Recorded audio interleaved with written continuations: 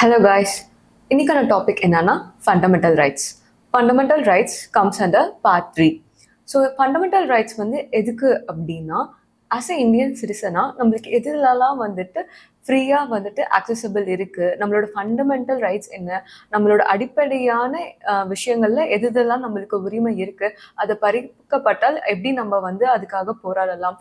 So அதுக்கு பற்றி பார்க்குறது தான் வந்துட்டு fundamental rights. So fundamental rights வந்து பார்த்தீங்கன்னா பார்ட் 3 ஆர்டிகல் 12 to 35 ஃபுல்லாகவே கண்டெயின் ஆகும். ஸோ ஒவ்வொரு ஆர்டிக்கலாக இப்போ பார்க்க ஆரம்பிக்கலாம். ஆக்சுவலாக வந்துட்டு இது குவைட் லார்ஜாக இருக்கிறதுனால நான் இந்த ஃபண்டமெண்டல் ரைட்ஸை வந்துட்டு கான்ஸ்டியூஷன் வந்துட்டு 6 டிவைட் பண்ணி வச்சுருக்காங்க. ஃபர்ஸ்ட் வந்துட்டு ரைட் டு ஈக்வாலிட்டியை பற்றி சொல்கிறாங்க. ஸோ ரைட் டு ஈக்வாலிட்டியில் வந்துட்டு ஆர்டிகல் 4 to 18 ஃபுல்லாக கண்டினியூ ஆகுது. ஸோ இந்த ரைட் டு ஈக்குவாலிட்டி என்ன வந்து சொல்கிறாங்க அப்படின்னா, எல்லாருமே வந்து ஈக்குவல் அப்படிங்கிறது தான் சொல்கிறாங்க. நம்ம வந்து யாரையுமே எது மூலியமாகவும் டிஸ்கிரிமினேஷன் பண்ணக்கூடாது அப்படிங்கிறத சொல்கிறது தான் இந்த right to equality. Next right to freedom. இதில் வந்து என்ன சொல்லுவாங்க அப்படின்னா, நம்மளுக்கு எதுலெல்லாம் வந்து ஃப்ரீடம் இருக்குது அப்படிங்கிறத சொல்கிறது தான் இது. சில விஷயங்களுக்கெல்லாம் நம்மளுக்கு பேசிக்ஸ் ஃப்ரீடம் இருக்கும் அப்படிங்கிறத பற்றி சொல்கிறது தான் இந்த ஆர்டிகல் 19 to 22. நெக்ஸ்ட் வந்து பார்த்தீங்கன்னா ரைட் அகெயின்ஸ்ட் எக்ஸ்ப்ளாய்டேஷன். அதாவது ஒருத்தவங்களோட சுயநலத்துக்காக இன்னொருத்தவங்களை வந்து ஃபோர்ஸ் பண்ணி எந்த வேலையும் வாங்கக்கூடாது, இன்னொருத்தவங்களை வந்து ஹர்ட் பண்ணக்கூடாது அப்படிங்கிறத பற்றி பேசுறது தான் ரைட்ஸ் அகெயின்ஸ்ட் எக்ஸ்ப்ளாய்டேஷன். இது வந்து ஆர்டிகல் 23 and 24 ஸ்பெசிஃபை பண்ணியிருப்பாங்க. Next right to freedom of religion. அதாவது ரிலீஜியன்ல நம்மளுக்கு என்னென்னலாம் ஃப்ரீடம் இருக்கு, நம்ம வந்து தனியாக ஒரு ரிலீஜியஸ் இன்ஸ்டியூட் ஆரம்பிச்சுக்கலாமா, நம்மளுக்கு இந்த ரிலீஜியன் ஃபாலோ பண்ணணுமா பண்ணக்கூடாதா அப்படிங்கிறதெல்லாம் பற்றி டிஸ்கஸ் பண்ணுறது தான் வந்துட்டு ரைட் டு ஃப்ரீடம். இது வந்து ஆர்டிகல் 25 to 28 ஃபுல்லாக கவர் பண்ணுறாங்க. நெக்ஸ்ட் வந்து கல்ச்சுரல் அண்ட் எஜுகேஷனல் ரைட்ஸ். நம்மளோட கல்ச்சரை வந்து மெயின்டைன் பண்ணுறதுக்கும் அதை வந்துட்டு எஜுகேஷனல் மூலியமா எப்படி நம்மளால வந்துட்டு வித்ஹோல்ட் பண்ண முடியும் அப்படிங்கிறத பற்றி சொல்கிறது தான் வந்துட்டு ஆர்டிகல் 29 to 30. நெக்ஸ்ட் வந்து ரைட் டு கான்ஸ்டியூஷனல் ரெமடிஸ். அதாவது என்னதான் இவ்வளோ இருந்தாலும் நம்மளுக்கு ரைட்ஸ்ன்னு சிலது பார்த்தாலும் சிலதுக்கு வந்துட்டு ஒரு ரெஸ்ட்ரிக்ஷன்ஸ் மாதிரி இருக்கு, எல்லாத்துக்குமே வந்து ஈக்குவலைஸாக கொடுக்க முடியாது. ஸோ அந்த மாதிரி ரெஸ்ட்ரிக்ஷன்ஸை பற்றி பார்க்கறது தான் இந்த ஆர்டிகல் 32 to 35. ஸோ அதுவே தான் இங்கே வந்து உங்களுக்கு தமிழில் டிஸ்பிளே ஆகிருக்கும். ஸோ ஃபஸ்ட்டு உங்களோட உரிமைகளை பற்றி சொல்கிறத வந்துட்டு ஆர்டிகல் 14 to 18 கவர் பண்ணுவாங்க. நெக்ஸ்ட் வந்துட்டு உங்களோட சுதந்திரத்தை பற்றி சொல்கிறது, ஃப்ரீடமை பற்றி சொல்கிறதுல ஆர்டிகல் 19 to 22 வந்து கவர் பண்ணியிருப்பாங்க. அதே மாதிரி ஒருத்தவங்களை வந்து ஃபோர்ஸ் பண்ணி எதுவுமே பண்ண வைக்கக்கூடாது, ஃபோர்ஸ் லேபரிங் அதெல்லாம் கூடாதுங்கிறத வந்து ஆர்டிகல் 23 and 24 ஸ்பெசிஃபை பண்ணியிருப்பாங்க. நெக்ஸ்ட் வந்து மத ரீதியாக நம்மளுக்கு என்னென்னலாம் ஃப்ரீடம் இருக்கு அப்படிங்கிறது 25 and 28 கவர் பண்ணியிருப்பாங்க. அப்புறமேட்டு வந்து கலாச்சாரத்தை வந்து நம்ம எப்படி ப்ரிசர்வ் பண்ணலாம் அப்படிங்கிறத பற்றி ஸ்பெசிஃபை பண்ணுறதுக்கு ஆர்டிகல் 29 and 30 ஸ்பெசிஃபை பண்ணியிருப்பாங்க. அதுக்கப்புறமேட்டு வந்துட்டு அரசியலமைப்பு தீர்வுகளுக்காக சில அரசியலமைப்பு பேஸ் பண்ண சுச்சுவேஷன்ஸ், அதாவது எக்ஸப்ஷன்ஸ் எல்லாம் வந்துட்டு ஆர்டிகல் வந்து 32 34 வரைக்கும் உங்களுக்கு கவர் பண்ணியிருப்பாங்க. ஸோ நெக்ஸ்ட் நம்ம வந்து ஆர்டிக்கல் ஜம்ப் ஆகலாம். ஸோ ஃபர்ஸ்ட் வந்துட்டு ஃபண்டமெண்டல் ரைட்ஸில் வந்துட்டு போகிறதுக்கு முன்னாடி ஆர்டிகல் 12 and 13 வந்து பார்க்கலாம். இது வந்து எந்த ஃப்ரீடம்க்கு கீழேயும் வராது. இதில் வந்து சும்மா ஸ்டேட்டோட டெஃபினிஷனும் ஆர்டிகல் 13 வந்துட்டு ஒரு ஜுடிஷியரிக்கான இம்பார்ட்டன்ஸ் அதை பற்றியும் சொல்லியிருப்பாங்க. ஸோ ஆர்டிகல் 12 வந்து என்ன சொல்கிறாங்க அப்படின்னா, டெஃபினிஷன் ஆஃப் ஸ்டேட்டை பற்றி சொல்கிறது தான் வந்துட்டு ஆர்டிகல் 12.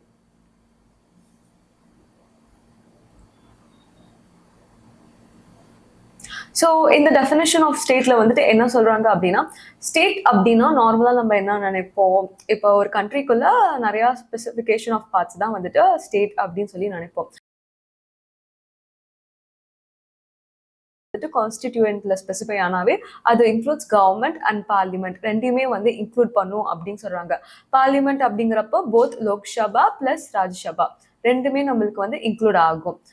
அதே மாதிரி கவர்மெண்ட்டுங்கிறப்ப சென்ட்ரல் பிளஸ் ஸ்டேட் ரெண்டு கவர்மெண்ட்டுமே இன்க்ளூட் ஆகுங்கிறத வந்து சொல்றாங்க. அதே மாதிரி நம்ம கவர்மெண்டோட ரெஜிஸ்ட்ரேச்சர் இதுவும் வந்து நம்மளுக்கு வந்துட்டு இன்க்ளூட் ஆகுங்கிறாங்க, ஸ்டேட்டுங்கிற வார்த்தையை ஸ்பெசிஃபை பண்ணும்போது. அதே மாதிரி கீழே இருக்க local authorities and other authorities இந்த மாதிரி இந்தியா டெரிட்டரிக்குள்ள என்னென்னலாம் இருக்கோ அது எல்லாமே வந்துட்டு ஸ்டேட் அப்படிங்கிற வார்த்தைக்குள்ள பொருந்தும் அப்படிங்கறத ஸ்பெசிஃபை பண்றது தான் article 12.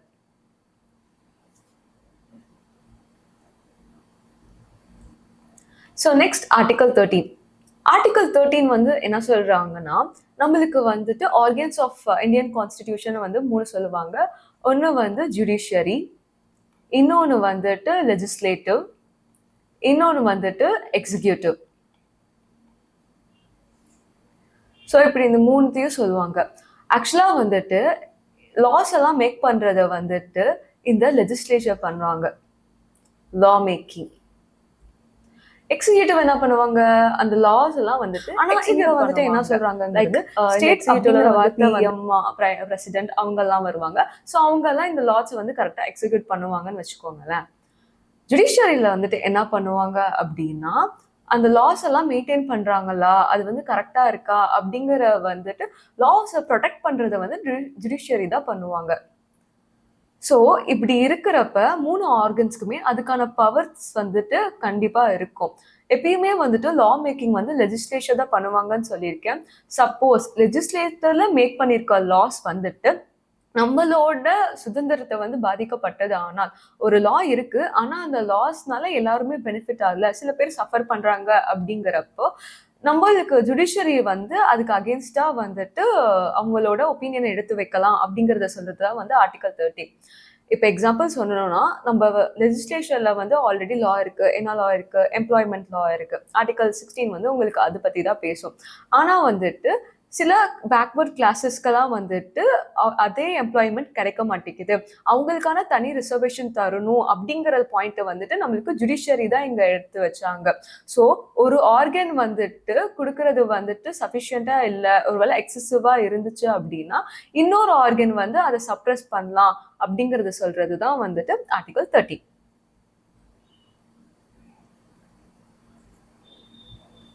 So next moving on to article 14. Article 14 to 18 இது ஃபுல்லா வந்துட்டு நம்மளுக்கு வந்துட்டு ரைட் டு ஈக்வாலிட்டி அப்படிங்கிறதுக்குள்ள இன்க்ளூட் ஆயிரும். ஸோ ரைட் டு ஈக்வாலிட்டி அப்படின்னு வந்து என்னன்னு பார்த்தீங்கன்னா, எல்லாருமே வந்து ஈக்குவலா ட்ரீட் பண்ணணும், நம்மளுக்கு எதுலலாம் வந்து ஈக்குவல் ரைட்ஸ் இருக்கு அப்படிங்கிறத பத்தி சொல்றது தான் article 14 to 18. So article 14. Article 14ல என்ன சொல்றாங்க, equality before law and equal protection of law, இது ரெண்டுமே சொல்றாங்க. அதாவது சட்டத்தின் முன் அனைவரும் சமம். நம்மளுக்கு வந்து சட்டத்து முன்னாடி அது ஒரு பிரசிடென்டாவே இருக்கட்டும், ஒரு நார்மல் ஒரு லேபராகட்டும் இருக்கட்டும், 2 பேருமே வந்துட்டு லா முன்னாடி ஈக்குவல் தான் அப்படிங்கிற சொல்றாங்க. அவங்க பிரசிடென்ட் அப்படிங்கிறதுனால அவங்களுக்கு வந்துட்டு எதுவுமே வந்துட்டு ஸ்பெஷலாவோ இல்லை ஸ்பெஷல் ப்ரொவிஷன்ஸோ தரக்கூடாது அப்படிங்கறத சொல்றதுதான் ஆர்டிகல் 14. ஆனாலும் வந்துட்டு இதுல நம்மளுக்கு சில எக்ஸப்ஷன் கேசஸ் இருக்குன்னு சொல்றாங்க. அதை பத்தி சொல்றதுதான் ஆர்டிகல் 316. இந்த ஆர்டிகல் 316 என்ன சொல்லுது அப்படின்னா, நம்ம வந்து பிரசிடென்ட் இருக்காங்கல்ல, ஸோ பிரசிடென்ட்டை வந்துட்டு நம்ம வந்து டைரக்டா வந்துட்டு அரெஸ்ட் பண்ண முடியாதுன்னு சொல்றது, அதுக்கான பெர்மிஷன் வந்து அவங்க தான் தரணும் அப்படிங்கறத சொல்றது. ஸோ அப்படிங்கிறப்ப இந்த மாதிரி சில எக்ஸப்ஷன் கேசஸ்லாம் வந்து இருக்கும் அப்படின்னு சொல்றாங்க. அதே மாதிரி ஆர்டிகல் 316 வந்து சொல்றாங்க. ஆர்டிகல் 316 என்ன சொல்றாங்க அப்படின்னா, டெலிவிஷன் நியூஸ் பேப்பர்ஸ்லாம் வந்துட்டு நம்மளுக்கான ரிப்போர்ட்ஸ் எல்லாம் வந்து கொடுப்பாங்க. அந்த ரிப்போர்ட்ஸ் எல்லாம் வந்துட்டு உண்மையான ரிப்போர்ட்ஸா இருந்தது அப்படின்னா அதுக்கு நம்ம அகெயின்ஸ்டா வந்துட்டு கேஸ் போட முடியாது அப்படிங்கறத சொல்றாங்க. ஸோ நெக்ஸ்ட் வந்து பாத்தீங்கன்னா ஆர்டிகல் 105. ஆர்டிகல் 105ல வந்து என்ன சொல்றாங்க அப்படின்னா, இப்போ வந்துட்டு எலெக்ஷன் மூலியமா எலக்ட்ரேட் பண்ற, இது வந்து ராஜ்யசபா எலெக்ஷனை ஸ்பெசிஃபை பண்ணுது. எலக்ட்ரேட் பண்ற பீப்புள்ஸ்ல வந்துட்டு ஒருத்தவங்க வந்துட்டு வின் ஆயிட்டாங்க, ஒருத்தவங்க லூஸ் ஆயிட்டாங்க அப்படின்னா அந்த லூஸ் ஆனவங்களோ வின் ஆனவங்களோ வந்துட்டு இந்த மாதிரி எலக்ட் பண்ணதுக்காக இவங்க வந்துட்டு கேஸ் போடணும் அப்படின்னு நினைச்சா போட முடியாது அப்படிங்கறத சொல்றது தான் வந்துட்டு article 105. That's it for today's video. இதோட கண்டினியூவேஷன் வந்து அப்கமிங் வீடியோஸ்ல நம்ம பார்க்கலாம். Thank you for watching.